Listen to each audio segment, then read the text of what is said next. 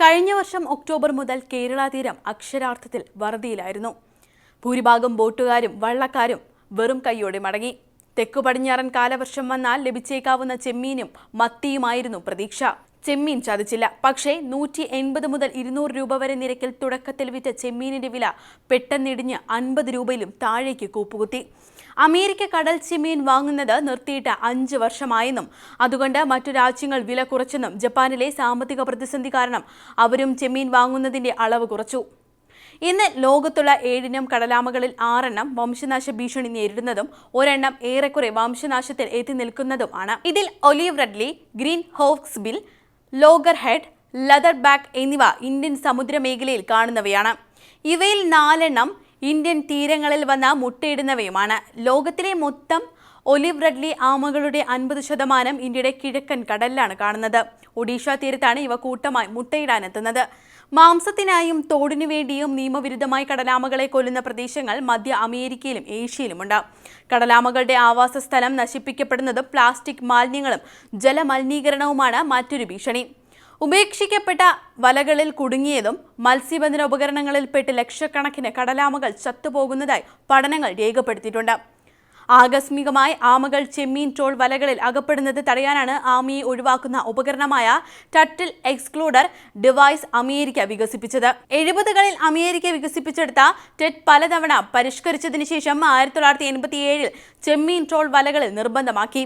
പ്രതിഷേധങ്ങളുടെയും നിയമ നടപടികളുടെയും പശ്ചാത്തലത്തിൽ ഇവ പ്രായോഗിക തലത്തിൽ വന്നത് 1989-ൽ മാത്രമാണ്. മറ്റു മത്സ്യങ്ങളോ മാലിന്യമോ ഇല്ലാതെ ചെമ്മീൻ മാത്രമായി ലഭിക്കും എന്നതിനാലാണ് ടെഡ് ഉപയോഗിക്കാൻ മത്സ്യത്തൊഴിലാളികൾ തയ്യാറായത് എന്നൊരു വാദവുമുണ്ട്.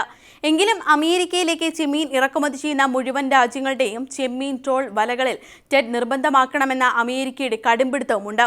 തുടർന്ന് അമേരിക്കയുടേതിന് തുല്യമായ കടലാമ സംരക്ഷണ പദ്ധതി നടപ്പാക്കുന്ന രാജ്യങ്ങൾക്കും നിയമപ്രകാരം ടെഡ് നിർബന്ധമാക്കിയ രാജ്യങ്ങളിൽ നിന്നും മാത്രമേ അമേരിക്കയിലേക്ക് ചെമ്മീൻ ഇറക്കുമതി ചെയ്യാൻ പാടുള്ളൂ എന്ന വ്യവസ്ഥ ചെയ്തു.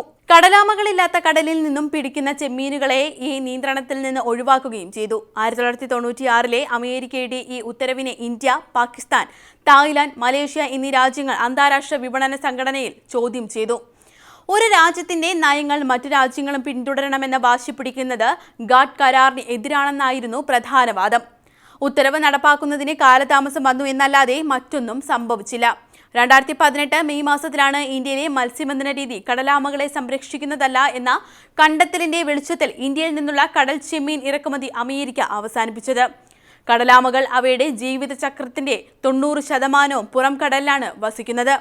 പെണ്ണാമകൾ മാത്രം മുട്ടയിടാൻ കരയിലേക്ക് വരും. ഇന്ത്യയിൽ 90% ആമകളും മുട്ടയിടാൻ എത്തുന്നത് ഒഡീഷ തീരത്താണ്. അതുകൊണ്ട് തന്നെ തീരത്തോട് ചേർന്ന കടലിൽ സമ്പൂർണ്ണ മത്സ്യബന്ധന നിരോധനം ഏർപ്പെടുത്തിയ സംസ്ഥാനമാണ് ഒഡീഷ.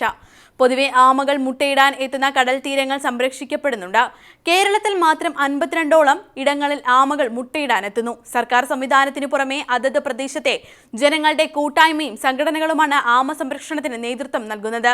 ബംഗാൾ, ആന്ധ്ര തീരക്കടലുകളിൽ വെറും 0.5% താഴെ മാത്രമേ ആമകൾ വലയിൽ അകപ്പെട്ടിട്ടുള്ളൂ. കടലാമകളുടെ സംരക്ഷണത്തിൽ ലോകരാജ്യങ്ങളുടെ കൂട്ടത്തിൽ ഇന്ത്യ ഒട്ടും പിറകിലല്ല എന്നും തെളിയിക്കുന്നതാണ് ഇത്തരം വസ്തുതകൾ. ഇന്ത്യയിൽ സമുദ്രോൽപ്പന്ന കയറ്റുമതിയിൽ നിന്നുള്ള വരുമാനത്തിന്റെ 66% ചെമ്മീനിലൂടെയാണ്. നമ്മുടെ സമുദ്രോൽപ്പന്നം കയറ്റുമതി വരുമാനത്തിന്റെ 1/3 അമേരിക്കയിൽ നിന്നാണ് താനും.